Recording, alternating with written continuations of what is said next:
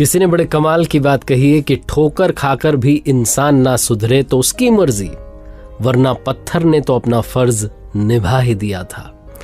नमस्ते दोस्तों, मैं हूं आरजे कार्तिक। एक बड़ी छोटी सी कहानी एक पक्षी की जो रेगिस्तान में बहुत बुरे हाल में जी रहा था। उसके पंख जो थे वो भी गिर चुके थे।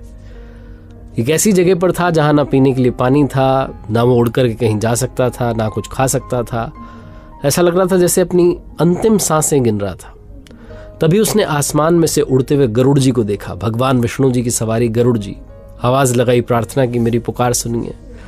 गरुड़ जी आया, उन्होंने पूछा कि क्या हाल हो गया। तो उसने कहा बस भटकते भटकते आ गया था, अब यहाँ पर परेशान हो रहा हूँ।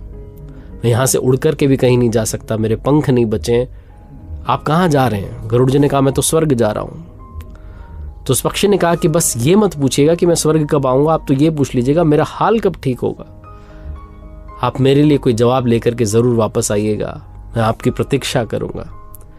गरुड़ जी गए स्वर्ग में। जब स्वर्ग गए तो जो देवलोक था, वहां जो दरवाजा था, वहां देवदूत खड़े हुए थे। उन्होंने सोचा कि बड़ी छोटी सी बात है, देवदूत से पूछ लेता हूं। गरुड़ जी ने पूछा देवदूतों से कि एक जो पक्षी है वो नीचे जो मृत्यु लोक है, जहां सब लोग मृत्यु के लिए जाते हैं, वहां अपनी मृत्यु के लिए तरस रहा है। वो पक्षी जिसके पंख नहीं बचा है, वो पक्षी जो अपनी आखिरी सांसें गिन रहा है, ऐसा क्यों हुआ? वो रेगिस्तान में बेचारा उड़ भी नहीं सकता है। देवदूतों ने कहा कि वो अपने जीवन में जो कर्म किए थे उसका फल भोग रहा है। बहुत क्रूर व्यक्ति था, अब इस जन्म में पक्षी बन गया है। जो पुराने कर्मों का हिसाब था, पाप थे, वो सब अब भुगत रहा है। और 7 साल के लिए उसे सजा मिली है। वो मरेगा भी नहीं, लेकिन ढंग से जी भी नहीं पाएगा। गरुड़ जी को दया आ गई। उन्होंने कहा कि अरे बहुत बुरे हाल में है, ऐसा मत कीजिए, कोई तो उपाय होगा। देवदूतों ने कहा बस एक छोटा सा उपाय है, आप उससे कहिएगा कि वो हर हाल में एक ही लाइन जो है बोलता रहे, एक ही पंक्ति बोलता रहे, भगवान तेरा शुक्र है।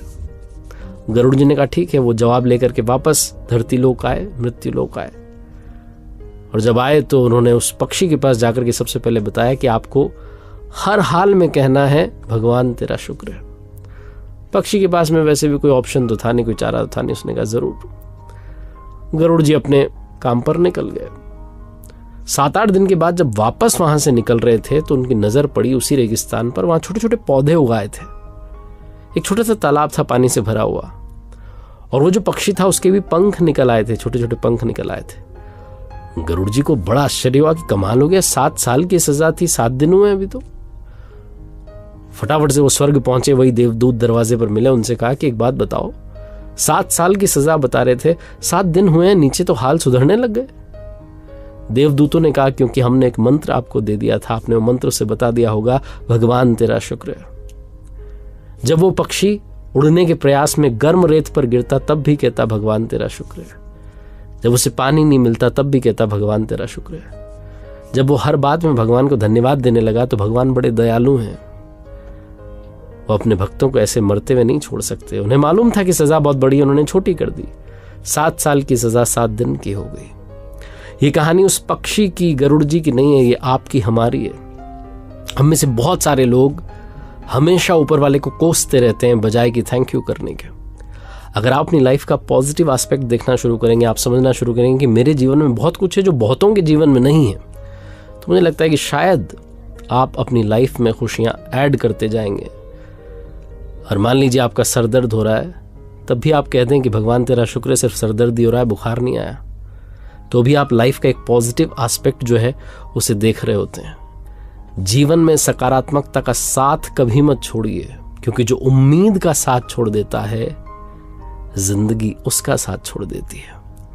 एक बार फिर से वही बात जो अक्सर आपसे कहता हूं, ऊपर वाले के आशीर्वाद, अपनी मेहनत, अपनों के प्यार के साथ कर दिखाओ कुछ ऐसा कि दुनिया करना चाहे आपके जैसा। देखते रहिए हर सोमवार सुबह 9:30 बजे मेरे साथ एक नई कहानी, और हर शुक्रवार सुबह 9:30 बजे लर्निंग सीरीज का एक नया वीडियो।